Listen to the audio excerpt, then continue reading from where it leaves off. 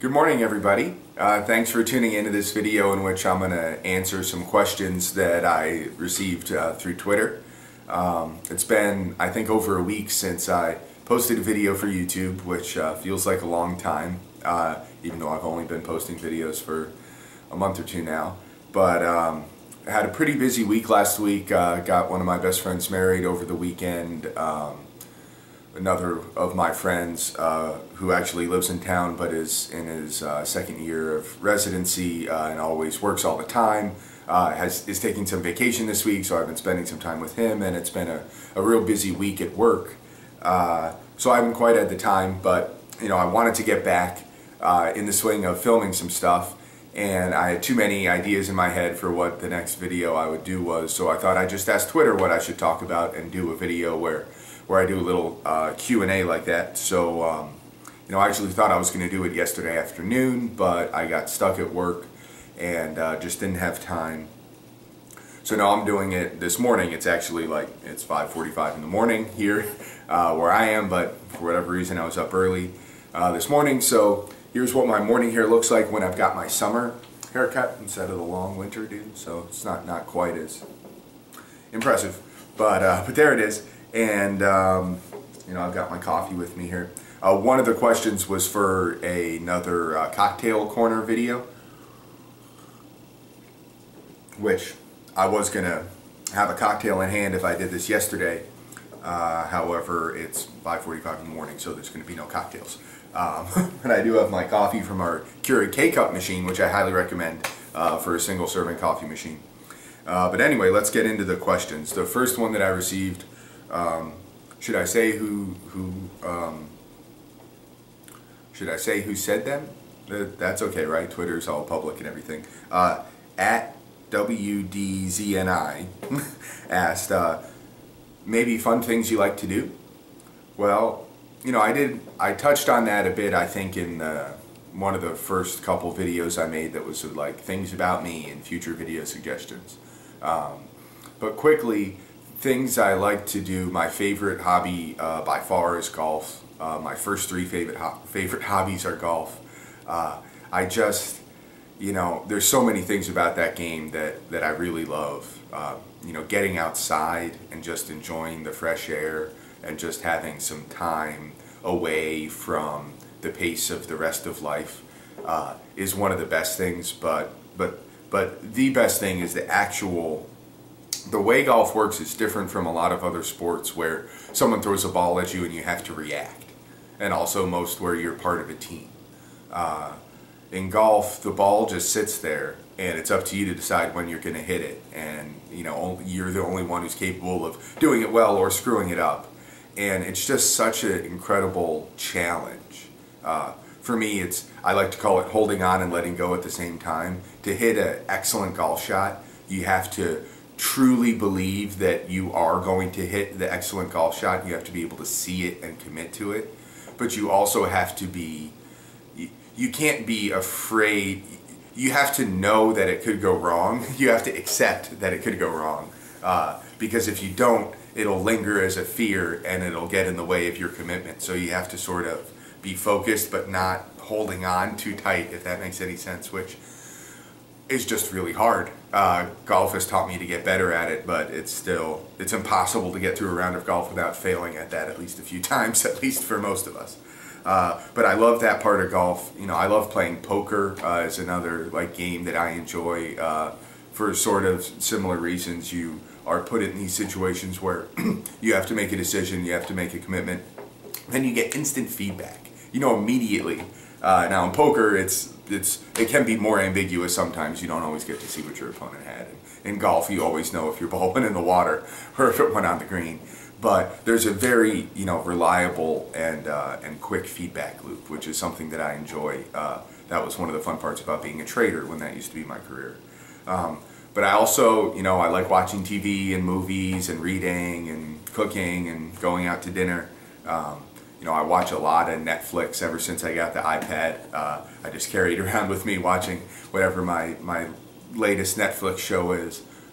When that Kevin Spacey House of Cards thing came out, I saw this distribution that Netflix put out of after a couple of weeks, how many viewers had watched how many episodes, and there was a certain number of people that had watched all of the episodes within the first week. That was me. I love those kind of House of Cards was it's like a Washington D.C. political, espionage isn't the right word, but all the behind the scenes political wheeling and dealing that goes on. It's very similar to a lot of the CIA shows, and I tend to love all of those too. But I have, I think, pretty diverse television tastes. Maybe we'll do a whole video on that one. Lately, I've been watching more YouTube. In particular, on YouTube, my favorite things so far appear to be cooking videos and stand-up comedy. There's so much awesome comedy on YouTube. I've been really enjoying it. So another question was,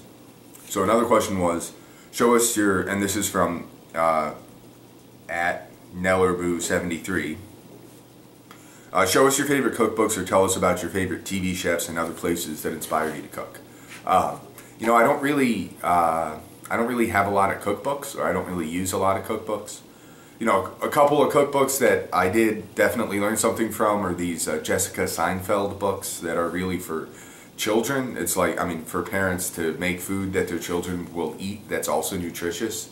And it's sort of like the theme for her is making vegetable purees and then hiding them in food in different ways, so you get your vegetable content but you don't know that you're eating vegetables. So those are pretty cool.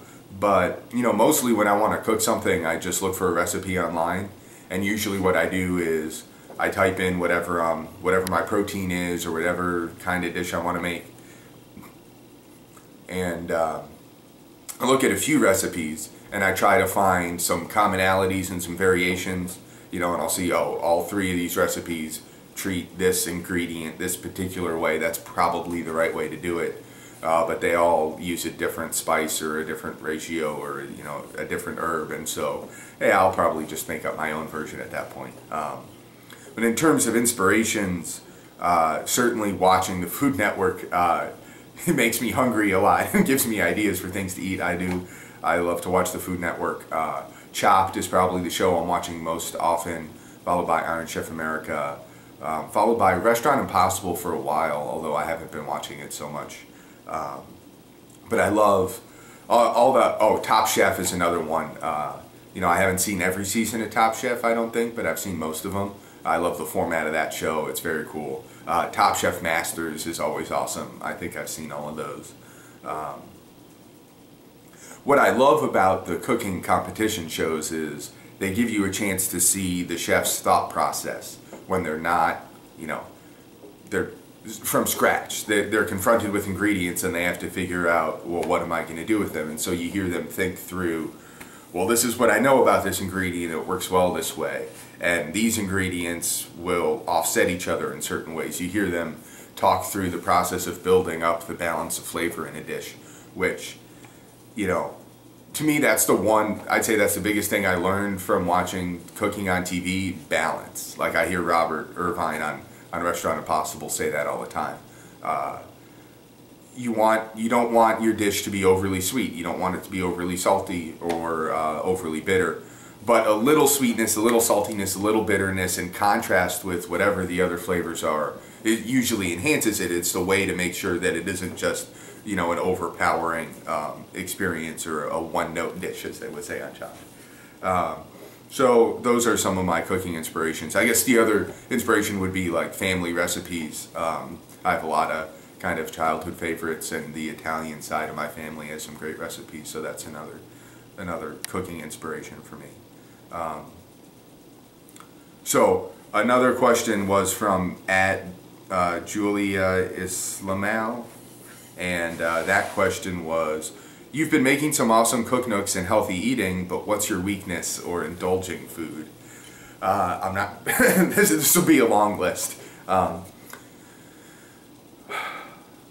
For me, it's savory foods that are more of a weakness than, like, it's easy for me to pass on dessert. That's not a problem. But passing on the French fries is very hard. French fries is probably my number one indulgent food, closely followed by pizza and cheeseburgers. really anything fried, really anything with bacon, really any kind of pasta, any kind of beef. Those are just my favorite things to eat. None of them are good for you. So another question came from @MissPanda, and that was, I think tips about what you think works for a successful marriage, long-lasting relationship from a man's point of view would be interesting. So I think that's a great question. In fact, I've been meaning to film a whole video on it. So I'll try to keep this brief, and maybe I will get around to a very long discussion on it at some point. So I'll tell you what I think. I'm not sure if my view is really the typical man's point of view. It's just one man's point of view. But,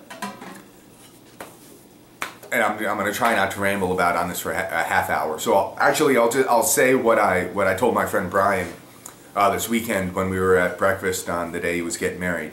So what I said to my friend Brian is that when you're in those moments where you're having some conflict with your partner, the secret to making the relationship last is being able to get outside of your head and into your partner's head.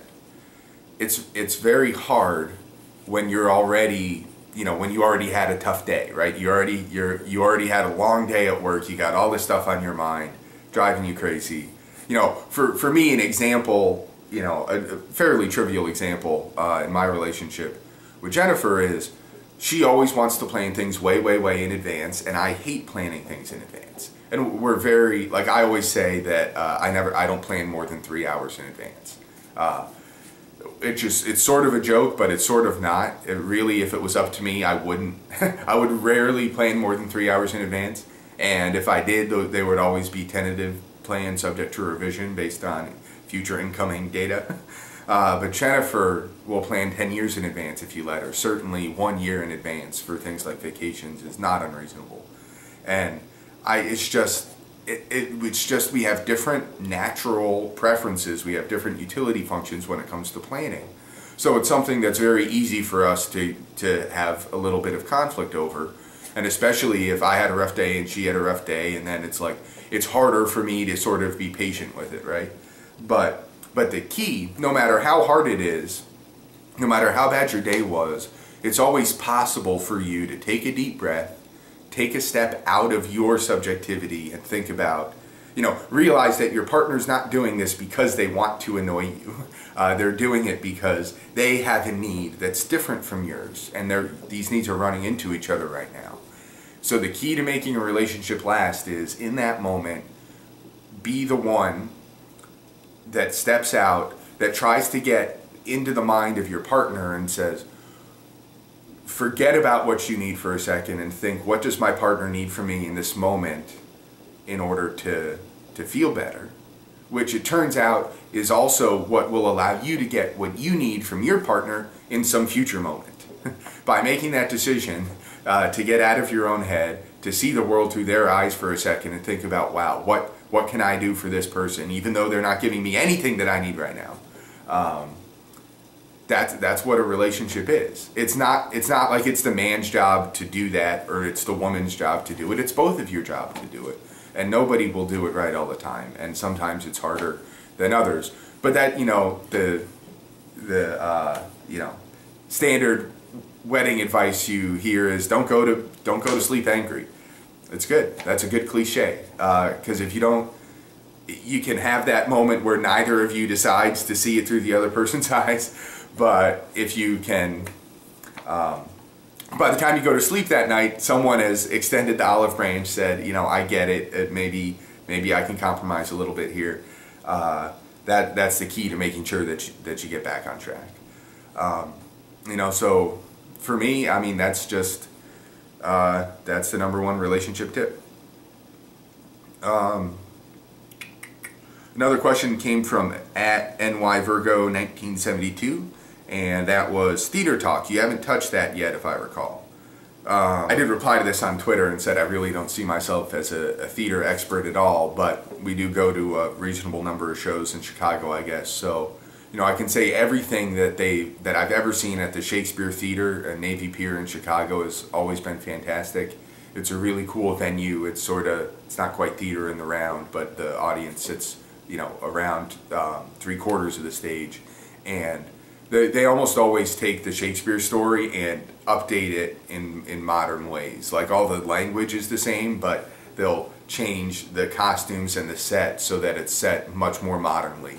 And it's very interesting to see how much things haven't changed. So I always enjoy that. We always enjoy the Looking Glass Theater, which is another theater in Chicago near Water Tower Place. Very small venue. It's where David Schwimmer, I think, got started acting. They always do really cool things. You know, some of my favorite theater experiences are musicals. I think I've mentioned in other places that Les Mis is by far my favorite musical, certainly my favorite theater experience. I just love everything about it. The music is so amazing. I read that book for the first time in like 7th grade, and then my parents took us to see the show, and it's just amazing how the lyrics capture so much of that story so efficiently, because it's a very, very thick book, and I mean, they don't cover it all, the whole plot, but so much of it is captured so elegantly and so exquisitely and efficiently in those lyrics. I really love Les Mis. Really loved Wicked. The music in Wicked I thought was fantastic, and also the themes in Wicked. You know, telling the story from the perspective of the supposedly evil Wicked Witch is a great vehicle, I think, to sort of expose the myth of good violence. And in fact, my mom wrote a book about it called The Wicked Truth, thewickedtruth.com, check it out. But you know, even without all of the great, what I think are the themes and ideas in that show, the music I just really enjoyed. You know, we saw Book of Mormon recently, which was extremely offensive. There were, you know, if you ever watch South Park, you know how offensive Matt Stone and Trey Parker can be. There were some jokes like that. Raunchy is the best word for it. It's just raunchy. So if you're offended by raunchiness, do not see Book of Mormon.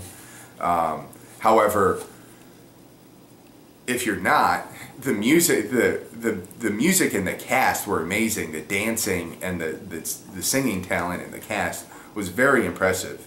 And I thought Book of Mormon had a good theme too. I'll try not to like spoil the whole show, but basically, my interpretation of the theme of the show was that the value of religious texts is not in their literal truth, but in whether they convey true meaning through their stories. Which actually, the late reverend of my church, who was a big influence on me growing up, his name was David Owens. I remember he preached a sermon about the idea that the definition of truth 2,000 years ago was different than the definition of truth we have today. Just kind of, you know, culturally, today we have a very like rigorous legal definition of truth, right? But 2,000 years ago, before there were internet fact checkers, I think maybe because it was just so hard to know what the actual truth was anyway, the people understood truth more as a story that relates something that's true, right? Like there's lots of fiction that captures the real dynamics of being humans and relationships and so forth. And so that's what made a story true, if it represented something true, not if it was actually literally true. And I actually think that was the theme of Book of Mormon, and you know, I agree with it. So I enjoyed that show as well. And I think that, one more question, no, 2 more questions. This one comes from @cgreen, 00273358. And that's Cindy, I believe, and she asked, have you traveled to other countries? If so, where, and what has been your favorite? I have traveled to other countries. Let's see if I can list them. Been to Mexico and Canada. I worked in London for a summer, and that summer Jennifer was actually working with me, and we did quite a few weekend trips we went to Ireland, we went to Holland, we went to Belgium, and we went to France. I think that was it. And I've also been to Italy when I was a very young person, not extremely young, maybe I was 12 or 13, with my family and my grandparents, my mom's Italian grandparents, so that was a very cool trip. We went to Venice, Florence, and Rome. Actually, you know, if I could go back to one of those places, it would probably be Italy, and really more because of the food than the culture, even though I do remember being impressed by the art and the history that we saw even at that young age. And I'll confess to being sometimes bored, but still impressed. But the food was just amazing. The pasta and the veal, and I wasn't even drinking the wine at the time. I would love to go back for the wine. You know, and I remember this one lunch we had. It was probably, we had rented a minivan and we drove from Venice to Florence to Rome. And I think it was driving from Venice to Florence, we just stopped in some like country town and at the supermarket picked up some crusty Italian bread and some fresh buffalo mozzarella and some great, you know, Italian salami, and just kind of sat on top of a hill and, you know, had sort of a picnic lunch. And it was just the best bread and the best cheese and the best salami I'd ever eaten in my life. Like, just such simple things, but done so well. There's really nothing like that fresh Italian buffalo mozzarella. The texture of it is nothing like the Kraft mozzarella that you get at the store. So yeah, you know, traveling is fun. International plane travel is annoying and expensive, but seeing other cultures is always cool. And for me, trying different foods is always probably my favorite part. And another question comes from @Wema, and that was, if you were to move to another city in the U.S., where would it be?